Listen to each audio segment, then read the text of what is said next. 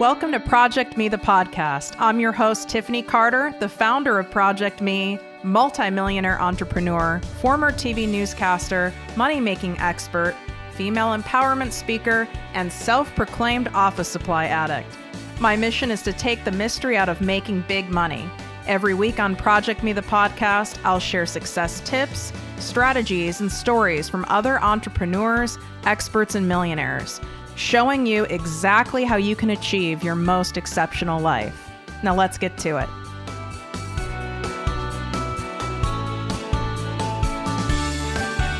Welcome to the podcast and posse, ProjectME with Tiffany Carter. You guys, today's episode is for that unhealed inner child within you that gets scared of being alone, not being liked, or not being good enough. And we all have that little kid inside us. I brought on a top coach, of course, who helps heal those wounds and limiting beliefs so you guys can find your soul purpose in life.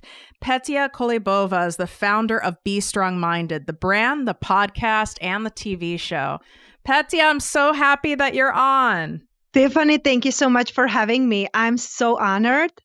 You are the perfect guest to have on in order for, my audience and hopefully your audience too, to get to hear more about your story and so that they know they're not alone in feeling this. Because when someone goes to you guys, if you go to her Instagram at, it's Be Strong Minded, so b.strong.minded, you go to her Instagram and you're like, oh my God, this chick has it all together. She has an amazing body. She's gorgeous. She has a sexy accent. She has, tens of thousands of followers. And, she does have a lot going on and a lot of great things happening, but there's always a story. There's always a story behind what you see. And that's what I like bringing on this show. So would you, take us back so we can understand, obviously something very strong motivated you to create an entire brand around helping others heal? Yes, thank you so much for saying it out loud, because very often when we go on social media, we see all the shiny, bright people, object, and we feel so bad about our life and we get so hard on ourselves. And I'm very transparent. I'm very honest on my social media. And like you mentioned, now I'm living a life I love to live. I'm excited to wake up to. And it wasn't always like this. Not always I had a love of my life in my life. Not always I was working only with dream clients, having fun traveling, doing my podcast, because I always thought that I'm unworthy. And it came from me being physically and mentally abused by my stepfather. And it was every single day doing things perfectly or redoing it all and being beaten up. And I start to run, Tiffany. I start to run from life. I physically run when I could, then I mess up my knees that I couldn't do that. But physically, I was first running just to the forest, just to be in the nature, just to run away from the heaviness. We moved from a big city to the little town, so kids hated me because I'm the strange one, they don't want to do nothing with me. So I learned to buy friendship. I started to learn please people. I was starting to bring, chocolates and toys and just to be liked in the school. It helped a little bit, but still I was getting in fights with boys and girls and coming home and other fights. So when I was 18, I ran away from home because my stepfather beaten me up so bad that if my mom wouldn't walk into the door, and for those who know your story, we sometimes wonder why our moms, knowing what's going on, they wouldn't step up. We believe they did the best they could with what they have, what they knew. But it made me wonder back then. I ran away from home. I ran away to a relationship that was the same, because that's the only thing we know. I was with an ex-boyfriend who was very jealous, very possessive. I found myself one day, he was cutting his hand with knife, telling me to tell him truth because he was thinking that I am seeing my classmate, because my classmate came to me and asked me about accounting exam because I was good in accounting. So he asked me, my boyfriend find out back then, and he was cutting himself. Tell me the truth. Tell me the truth. Are you seeing him? So, going from like we say, going from the rain to the mud, from, to the even worse, because I didn't know any better. And then when I was 18, living with this boyfriend, I was also struggling from when I was 11 years old with eating disorder, hating my body, hating myself, and filling up that emptiness inside of me, and feeling guilty and ashamed. And when I was in that cycle, I just asked myself, like, why am I even here? It makes no sense. So I ate the bottle of sleeping pills, drank the bottle of the wine, and next day I woke up with empty stomach in hospital because my ex-boyfriend found me. And I didn't leave him back then. It took, like another like 6 good months to really realize that it's not me. It's not me because I didn't do what he wanted, or because I called my mom for 5 minutes longer than he thought it's acceptable. I went back home to my home city. I tried to live with my parents. It didn't work out. And I ran again. 21, I leave for London, maintaining my ex-boyfriend who bought 2 apartments, who couldn't, support the mortgage. So I take 3 jobs on me just to help him, because I believe in him, right? I believe that he has a greatness in him. So why not help him? And this was my cycle up until when I was around 28. I don't remember like exact date, but I was in a corporate job. Again, everybody thought like, how great is my job? I have a great body. I have a great career. I'm doing amazing money. I'm young. I'm living in another country. I'm working on my bachelor. Then I was working on my master's. Everything seems amazing, right? Mm-hmm. Until the nights that I come home, I'm feeling empty and alone. And I'm binging on food and Netflix, overspending the money on my lovers, on my friends, on the clothes, on everything, just because I want to feel alive. And in that moment, again, that thought came to my mind. Why am I even here? I'm worthless. Like, why? Wake up, go to work, come home, binge on food, and end up on a bathroom floor crying because I feel so ashamed and so guilty. So that was the moment when everything started to turn around for me, because I realized if I keep going like this, I'm truly killing myself. With the binging, with the overspending money, with hating myself. And I found Louise Hay, personal development. You can heal your life. I started to listen to her affirmations, and it truly turned everything around for me. And it wasn't like huge aha moment. This was like one of many that added. But that was the moment when I realized, okay, if I keep going like this, sure enough, I will die even if I don't take my own life with what I'm doing, or I have to change something. Wow. You guys, this is, first off, Petia just interviewed me for her show, so her podcast, Be Strong Minded. And she kept saying to me, like, wow, like, I'm nodding her head, like, we have so much in common. We have so much in common. It's scary. It's just amazing how the universe brings people together. Louise Hay is like very special in my heart as well. That was probably before I even read some other books. Like, that's very special. And I can also relate like to filling up on everything. And when you said you literally ran to the point of hurting your knees. Well, I've learned it is an eating disorder. I was an exercise addict to the point where, I'm talking 4 hours a day, so that's a form of abuse, right? So is overeating. These are all turning the abuse on ourselves. That's all we're doing. Maybe someone else at the moment isn't abusing us, or maybe they are, but we're also doing it to ourselves because it's so familiar. So what made you go, Petia, like, I need to use this and use my mess and make it into my message and heal other people? Well, for me, it was like really honestly listening to Louise Hay talking about self-love and affirmations. And I think that the first biggest aha moment was when she said, go to the mirror and say, I love you. I didn't even pick up my booty to go to the mirror, because I was like, this is a waste of time. I don't love myself. I hate myself. Why would I do that? And I'm like, oh, wow. And then I look at my life, then I look at my relationship with like a different perspective. And so that was where it really started. The knowing that, I feel, Tiffany, that we always create what we need the most. We create what we needed the most when we were in our darkest moments. And I didn't realize it up until just a few years ago, because when I left a corporate job 4 years ago, I created social media marketing management company because I want people with message to be seen and heard. And I was managing their social media because I was thinking that my superpower is help people to create a social media presence that helps them to bring in the tribe, their people, so they don't feel alone. What I learned is when you do the work for others, they stop doing the work. They stop showing up. They took more time off. I'm like, okay, this is not it. What is the it?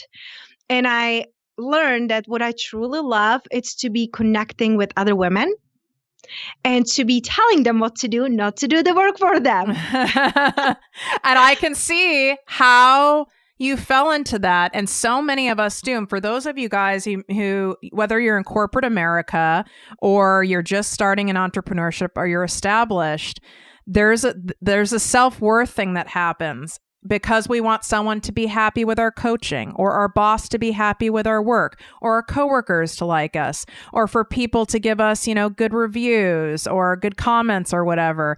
We feel when we're coming out of a place of low self-worth that we have to over deliver, which entails doing work for people, which is not serving the other person. But I can really relate to that. So how did you get yourself to stop that? I don't think, Tiffany, that we will ever completely stop. We will just really assess, like you said, if it's loving, if it's coming from place of love or fear. Because in the past, I was really deciding from place of fear. I don't want to be alone. I don't want to be judged. Now I'm deciding on a place of love.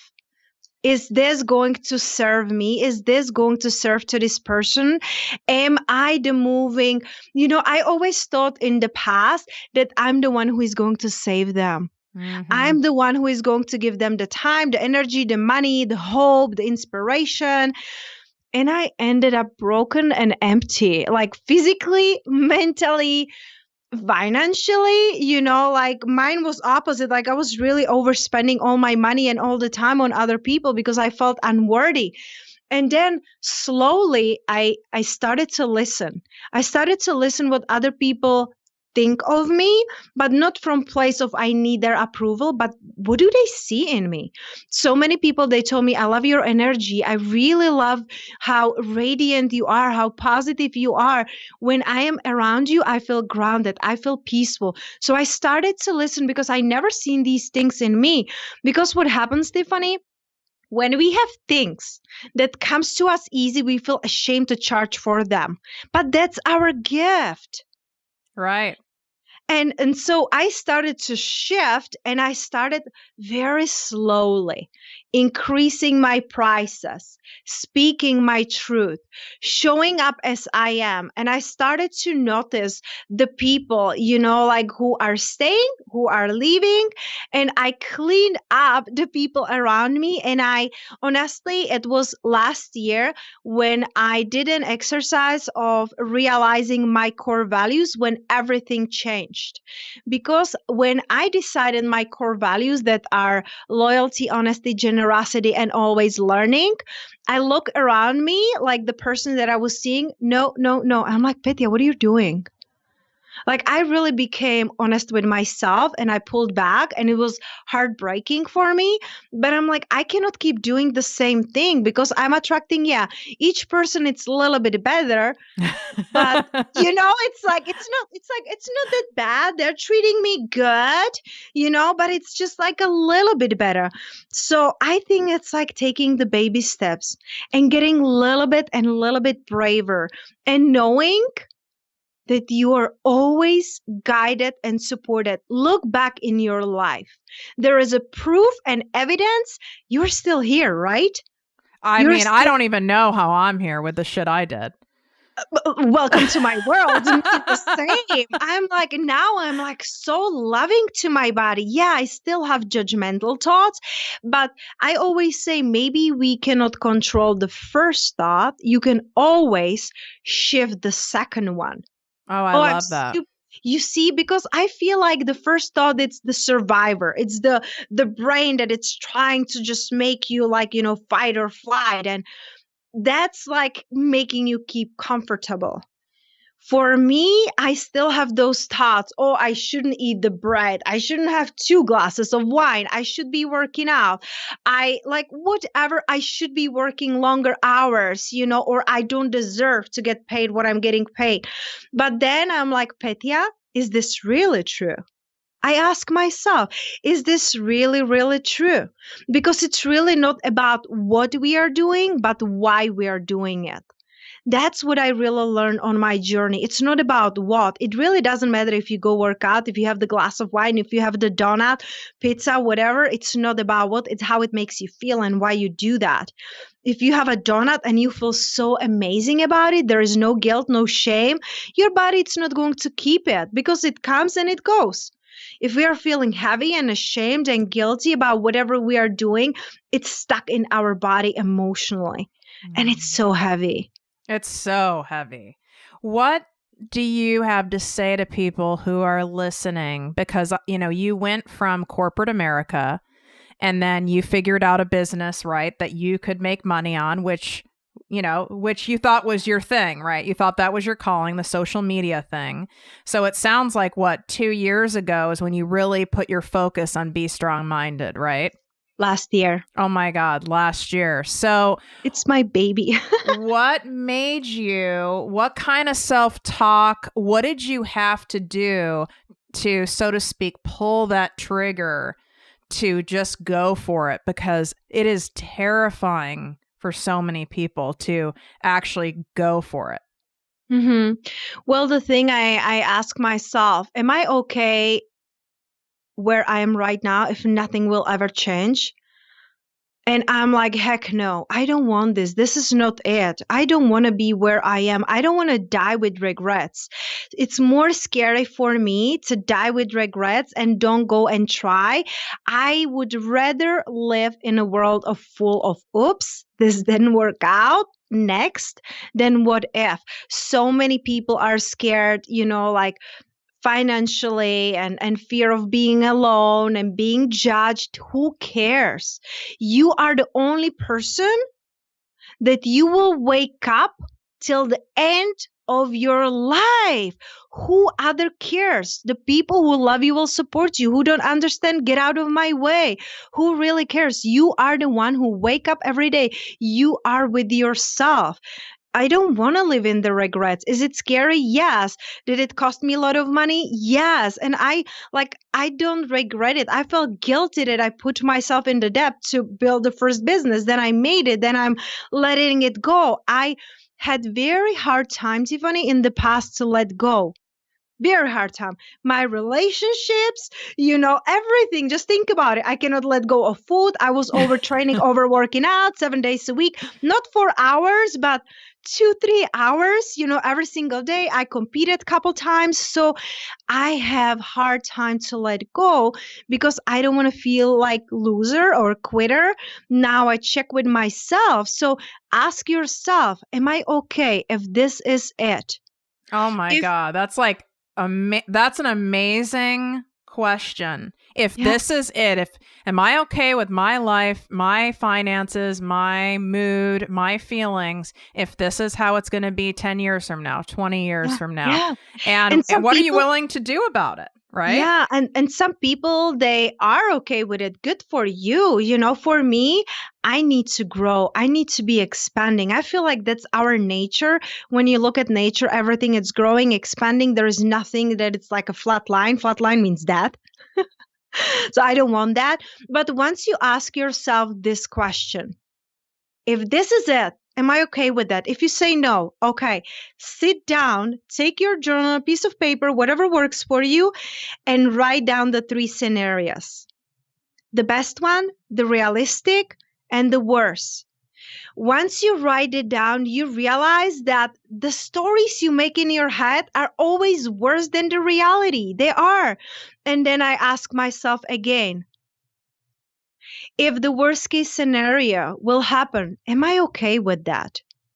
If you are, please go on. If you're not, shift the plan, go softer, go smoother. Most of my clients are still at corporate and they want to change the world. They know they are meant for more. It's inside of them and they just don't know exactly what is the next step. They have this burning desire. They're sabotaging themselves. Like I have clients and we all have that. But like the thing starts going better and they're like, "Oh, now it's good. It's good. I don't have to do more." Well, you will fall back. Oh You God, know, I can't tell you how many times I went through that cycle in relationships and in my corporate career. I would go, "Oh my God, I do not want to be an employee anymore. I need to have my own business. This is bullshit." And then I would win some sales award or something. And I'd be like, and I, I don't know, get taken to some fancy, steak dinner or whatever, something like that. And I'd be like, "Oh, well, maybe I should just be happy. I should, right? yeah. I should just be happy with where I'm at." But eventually I wasn't. But, like you said, it's like so many people know they're meant for more, but they don't know what that more is. So how do you help guide them to finding what that thing is? Thank you so much for asking because that's really powerful. The thing is that I always guide my clients to realign with who they really are and their own truth, really reevaluating their life, seeing where they're coming from, and really healing the root cause, because very often we are just putting band-aids. We are numbing, we are running away from the root causes of the pain. We are overtraining, over shopping, overeating, we're drinking, and we're telling ourselves, "Oh, it's not so bad." So we really look at the whole life, because most of them, they have a side hustle, they have a business, or they're in a corporate job and they want to do that, they want to leave. But if we don't first heal that, they will always take themselves with them. It doesn't matter what you change. If you don't change, it will go with you. So for example, when I left the corporate job, when I started my social media, my clients, they didn't appreciate me. They were showing up late. They were paying late. I have to pursue them. I have to keep proving myself. I was overworking. They didn't appreciate it. I'm like, why? This should be fun. It wasn't, because I didn't see the worth in me. I didn't value myself. We teach others how to treat us the way we treat ourselves. So I always tell my clients, if you want to be treated with respect and like a queen, you got to treat yourself like that first. Nobody else will do that for you. Then you reflect it on others. And you can't fake it either, because let me tell you guys, I knew I really mastered making it look like I had self-worth, if that makes sense. Like I was the girl, who played, tennis and went to parties and all the things, you know what I mean? Like in high school. And then I was like top in college, and I looked like, I knew how to play that role of what I thought it looked like to have self-worth. But you want to know what? Even though I felt like I mastered it, you really can't fake it energetically. What ends up happening is you attract people, places, and things that match that and reinforce what you already think about yourself. So the people and situations and opportunities I attract now in my life are amazing. Well, it's just like Petia said, it's because I treat myself that I believe I'm worthy of that. If you were to even look 5-6 years ago, even though I was making about $1 million a year, right, at that time, 5-6 years ago, if you were to look at who I had in my life, it was a hot mess. And none of those people are in my life now. And I really felt that. So you're right. You could give them all the strategy. You could send them to me and I can teach them how to make all this passive income. And you might make a lot of money, but you're probably going to lose it. That's the thing. I did it in the past. I have incredible opportunities. I made money. I was traveling. And I spend it on others or on myself because I felt unworthy of keeping it. Now I know that more I make, more I can help, more I can do for others. But it's not because I want to please them, I want to have them in my life. Now I do it to show them what's possible.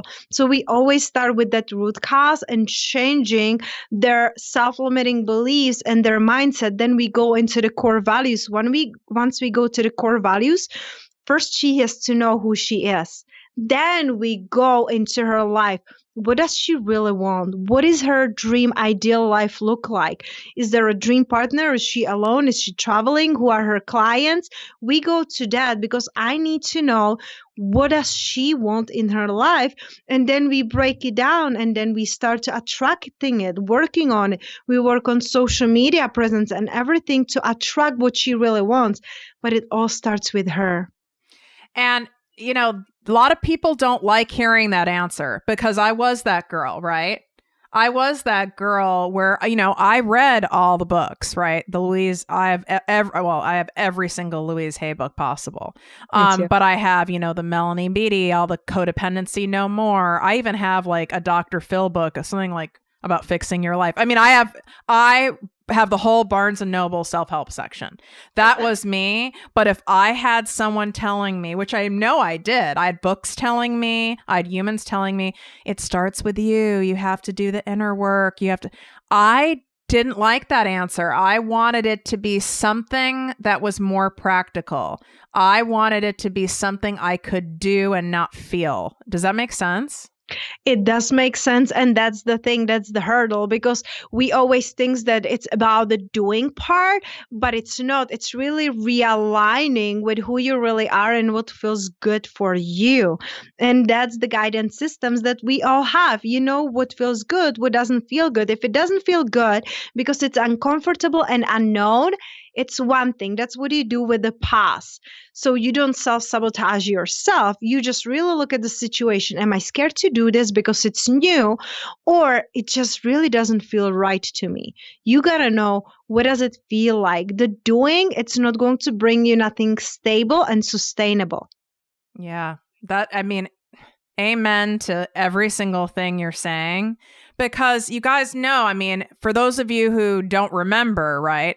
I had a solid $1 million in the bank by the time I was 30, and I lost it all in 3 months, and it all went back down to self-worth, because I won't get in the whole story, but someone I trusted in blind faith, because that's something that I have a tendency in the past to do because I didn't trust myself. So then I would look at other people as being who, maybe had a lot of money or were more educated than me or seemed like they had something fancier than me or whatever. I automatically put my faith in them. They must know better than me because I'm a piece of shit. What do I know?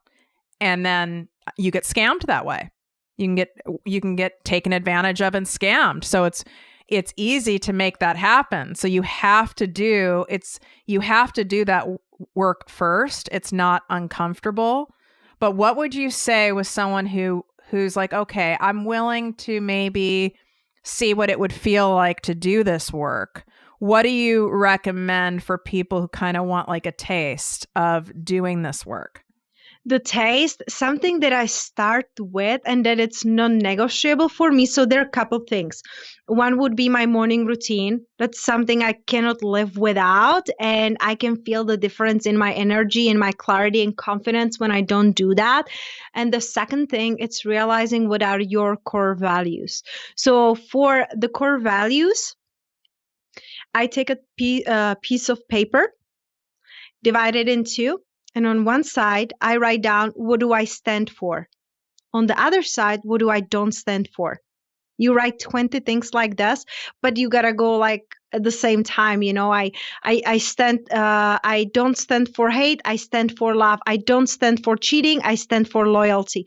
And you go up until you have 20. Then from those 20, you pick top 3 that are non-negotiable, that you just can't live without. And I told you, for me, it's loyalty, integrity, always learning, and generosity. So if you don't have those, I'm not talking to you. You're not in my inner circle. You're not my client. You are just not around me. If you don't have that, it doesn't mean you're a bad person. It just means that you have a different values that don't align with my. I'm not going to waste your or my time. So some people, I learned to love them from very far away with respect. I just don't spend my majority of the time. I can tell you when I did this exercise, most of people went away from my life. There was like a solid core they stayed, and I still have them. But thanks to that, I'm attracting now soulmate clients. I, manifested the love of my life. Everything started to fall into the place. I let go of my business. It was such a huge shift. So realizing your core values and who you really are, it's something that anyone can do and right away. And you guys, you hear how many things she kept saying she let go of. In order for us to have something that's better aligned for us, that is meant for us, we have to be willing to let go.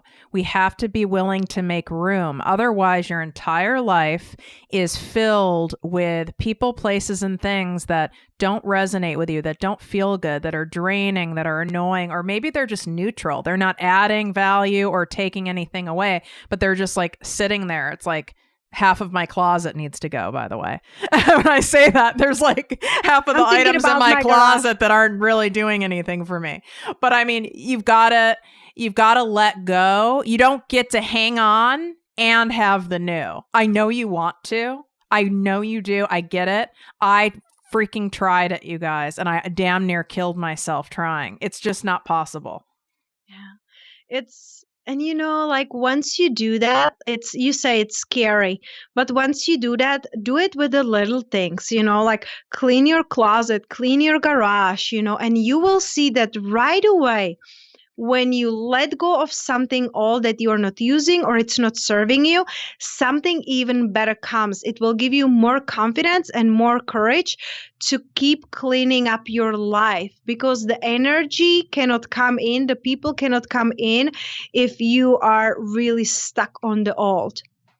Totally. I have to ask this question because when I ask questions, if I get a really burning question that comes up, I know it's like coming from the universe. So I have to ask you this.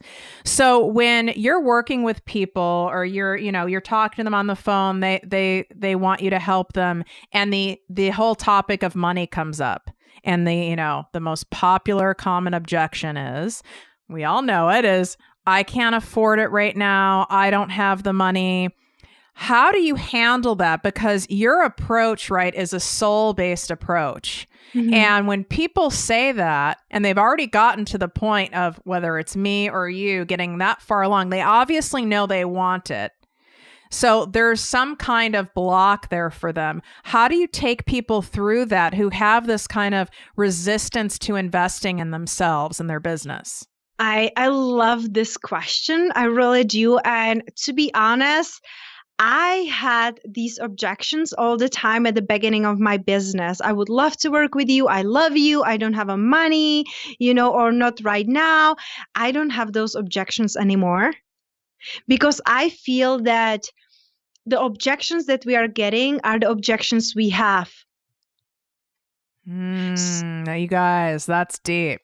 Yeah. And so it's interesting because I got this objection twice in last 3 weeks, and I check in with my mentor. I was like, that's interesting. Why am I creating this? Someone who said, I love you, I want to work with you, but right now I'm not making money. Right now I'm without a job. I'm like, I'm wondering, why did I attract that, And the thing is that I kept showing up for them. And the girl, and it's funny we are talking about it now, but she just paid today for 12 months of her coaching. She got a credit card. Yeah. So I work with people who are resourceful. And if you think that money it's an issue, then you really have an issue, because I invested in my coach. My mentor, it's scary as heck because she's charging for one call what I'm charging my clients for a month. It's scary, but I believe that it's in my integrity to be, to have a coach, to have a mentor. If you really want something happen, you will find a way. If not, you will find the excuse, and I don't care. I don't work with people who have excuses. I don't attract those people. And like you said, when you do attract them, like they pop up, right? Because things happen in life, like we talked about earlier. Shit will pop up for me. It's like, it's basically a little red flag to myself saying, oh, Yep. Tiffany, you're out of alignment. Yeah. Something's off here. So when that kind of stuff pops up for you, what is that a signal to you? Is that signaling that maybe you're not doing something you love, or what is it? For me, the first what made me think it's I gotta share with them honestly that investing in themselves, it's scary. So really being vulnerable with them and share with them that I understand the feeling, because it was very scary for me to invest in my coach. It took me 3 months, like I was like messing around. So I share with them. It's really scary, but when you're spending and when you're investing. I even recorded a podcast about it, spending versus investing, because this was coming for my clients. They were like, I'm scared to charge more. I'm like, why? There is a plenty of money. It has nothing to do with the money in the world. It has to do with you. So that's the first thing. That's just like sign for me to be more vulnerable and share with them and tell them, hey, it's scary. It's interesting you're sharing that, because of all the work you've done and you do, and you recently hired this coach, right? Yes, last month. Okay, last month, and like you said, you were even scared, right? Yeah. You, who's done all this work, right? Who treats herself like a queen. You even had a resistance, and you said you were messing around for 3 months. I'm just curious, in your mindset, what was coming up? Because fear shows up in so many different ways. Was it, do I really want to spend this money? What was the stuff coming up? To be honest, sometimes what we do when we're driving forward in our life, we are basing our decisions on the rear mirror. That's what I was doing, because I hired a couple coaches in the past and I felt it was a waste of money, because I was very clear of what I need help with.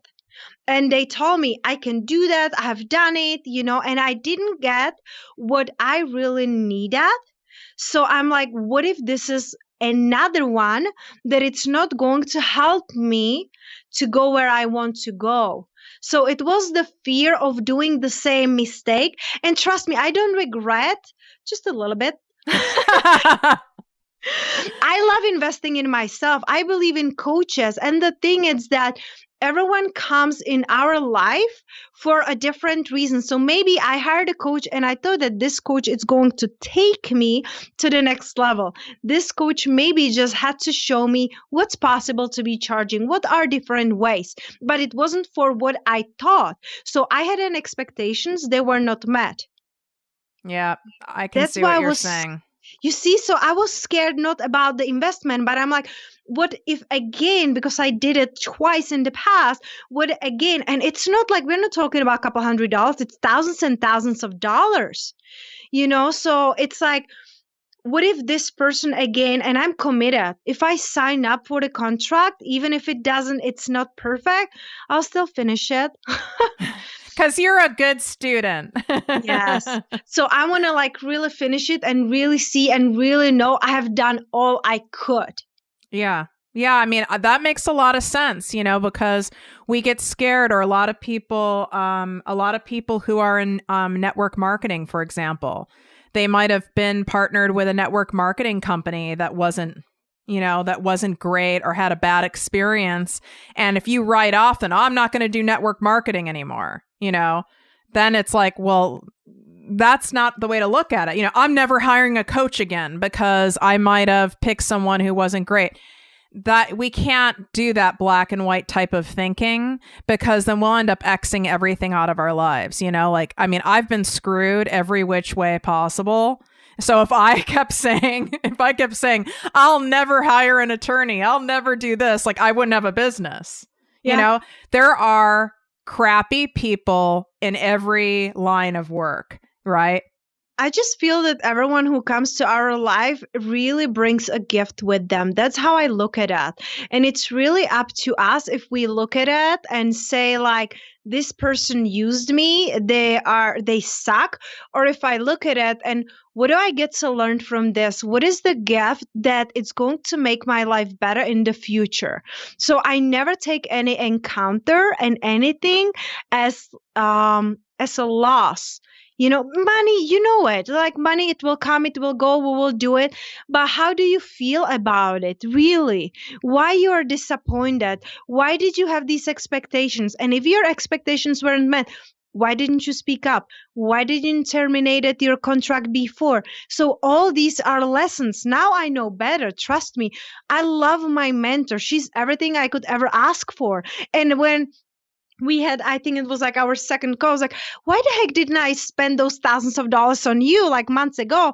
She was like, everything had some perfect timing. And it's true, because if I wouldn't have that, and it wasn't bad, coach, not at all. It just wasn't what I needed and wanted at that time, That makes a lot of sense, because I get asked the question about, the $1 million I lost, and don't I want to sue the guy? And aren't I so pissed? And it's like, well, that was a little while ago now, but I look at it like, you know what? I had to be taught a lesson in such a big way to not ever have this blind faith, not trust my instincts. If I just lost like $1,000, I wouldn't have learned the lesson. You guys see what I'm saying? It's like when we get really heartbroken, or you know what I mean? It really is painful. That's when we learn lessons. We don't learn it when it's like, we didn't really pay such a big price, so to speak, whatever that cost is. We learn when we pay big.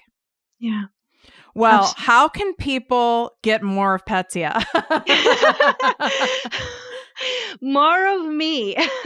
So like you mentioned, I have my podcast, Be Strong Minded, and I love hanging around on Instagram. I do live videos. I share like behind the scenes, me and my dog, my traveling, and it's always fun. So people can DM me. I'm very open. I'm very honest. That's what I love. And then also, if they want to even more of me, like physically, in April, I'm planning an event called Meant for More.